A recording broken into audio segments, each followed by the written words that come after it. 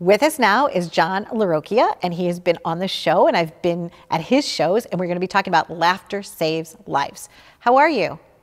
Good, and you said my name beautifully. I did, and did I get the Yes. Laughter Saves Lives comedy tour and foundation?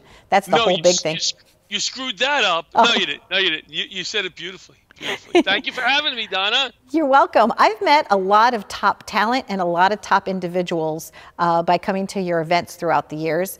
Most recently, I went to the one, I think was it Westbury? Is that where we met last? You had a big dinner. Was it the one in the Armored Tank Museum? Nope, I went to that one. I went to the one that was at, it was where you had to keep getting more food. It was like the 5 loaves and the 5 fish. We ran out of food. You know when you have good people and you're doing good work, when people pay, and they weren't paying a lot of money. We were an almost gala. You know, we're not a gala. Right. Because we're not too snooty. So we're an almost gala. When you run out of food and you order like pizza and stuff and nobody complains. No one complains because we had a ball. It was great. It was really very wonderful. So you're raising money, and what is it that your foundation does with the money? How is the give back? My daughter goes to Binghamton University. It's very expensive, Donna. We use the money simply to help cops, firemen, military who are struggling due to a tragedy, who are not in this spotlight, and we do free shows at the veterans hospitals. Now, we've also added, and shame on me for not doing this sooner, we also added healthcare professionals. So we're going to be, working with them more, and we're putting together an actual comedy tour with firemen, cops, military, healthcare professionals, and we're going to raise money for charities related to that. We recently had a Zoom-a-thon where we raised $11,700, a 5-hour Zoom telethon, and we bought 4,000 masks for first responders. We bought snacks. We sent them to the hospitals and firehouses. In fact, I'm delivering some masks tomorrow to St. Albans. So we did a little bit, and we bought a whole. We got a whole bunch of food. And we brought it to Hempstead, the inn, the food pantry. Yeah. Because I was watching the news one day here eating my sausage and peppers, and there were people who waited on the line all day for food and got turned away. And I'm like, how? How is that possible? We got to do something. So we're going to make another trip over there in a few weeks and bring another whole big bunch of food. They've always done great work, and now we've got to do great work to help them. Absolutely. How did this start for you? I know what your personal why is, but could you share it with our audience, please? Yeah, I've been a comic now for 25 years. If you've seen my act, you think, maybe 3 years. But I've been a comic for 25 years, and I was a New York City fireman for 21 years. And on September 11th, we lost 19 members of my firehouse, 50 guys that I could have a conversation with that I knew well enough, how the kids were at, and as you know, how many we lost and how many we lost on that day. Guys that made me laugh.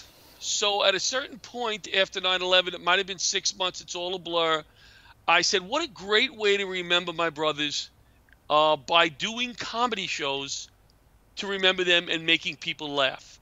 And then we added, for firemen who lost to 9/11, firefighters, I'm sorry, when I started it was firemen, you always used to say firemen, firefighters, and those that continue to be lost because 9/11. Yes. So that's what we do. We do it in honor of them. Everything I do is in memory of them, as a way to remember them. And the events are fun, but you do give an opportunity to give credit where credit is due, right? So in memoriam, you always honor a family that was affected, and I think that's beautiful because you've stayed true to your mission, and you're fighting the fight every single day. And as long as I've known you, probably like a decade now, I think. You've been doing your thing. So are you writing new material? Are there funny things that are happening, like now that you're like sequestered with your whole family?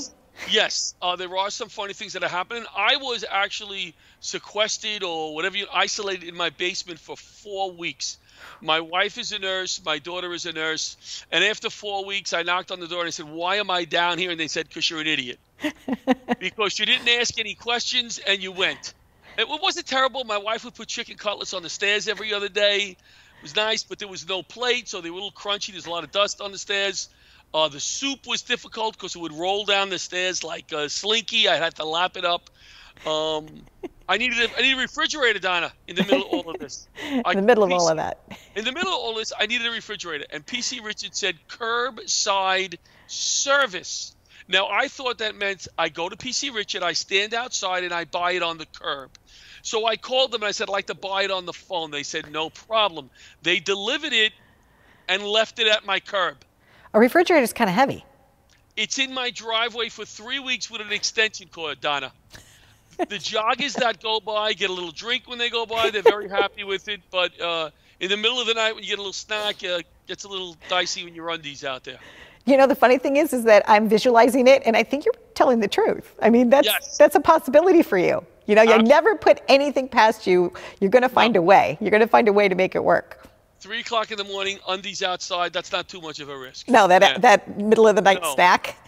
No. When we all have insomnia. I've been working on some material, but what I'm more working on is I have a positive outlook on moving forward. I'm actually holding a forum next week, a Zoom forum, with a bunch of comedy bookers saying, listen, when the time comes, it's not going to be next week, it's not going to be next month, what can we do to make the audience in the comics, when we're running private events, comedy clubs is a different animal. When we're running private events, how can we make people feel more comfortable? Things like spreading people out, having them only face one way, putting plexiglass or a shower curtain between the comic and the audience, maybe wearing a mask, bringing your own drinks, bringing your own food, stuff like that. It's like the Gallagher days when he would take the sledgehammer and you didn't want to get splashed by the watermelon. You don't want to get splashed by the comic saying, "Patoo!" You know, comics are. Achoo. And in all seriousness, you know, I have had friends that have passed away, and I do know family members that are struggling with it. And, you know, my heart goes out to you still for 9/11. And just because this tragedy happened doesn't mean that we forget our 9/11 responders. And it also doesn't, you know, and on D-Day and everything, right? We should always just be thankful. You know, it doesn't, one doesn't obliterate or overshadow something else. It just means that we have to carry on. Yes. We have 9/11 responders who are sick, cancer, whatever, from 9/11 who are very much affected by what's going on because they're high risk. There's this one gentleman, I'll mention his name, he's been on the news, so I know, Rob Sierra, who's been living in his basement, a 9/11 responder, a hero, who has not left his basement this whole time. I was joking about it, but he's been down there because very, very scary for these guys, very high risk, because they're on, you know, cancer medications and stuff, and their immune system is really shot. So we're going to send our love and our prayers to Rob and to everyone that's involved. And nice. you know, That's and John, thank you so much. I know that we've been trying to get together for the last couple of years, and you know, the opportunity is now. So, and I think now is when the message matters the most. So, thank you very much, and I wish you all the best. Thank you for having me on again. Usually people don't have me back. So yeah, they're like one and done. But for me, I'm like, I want you back.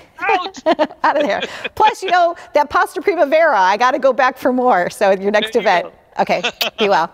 Bye-bye. See you, Donna. Thank you so much. You're welcome. Thank you. Thank you.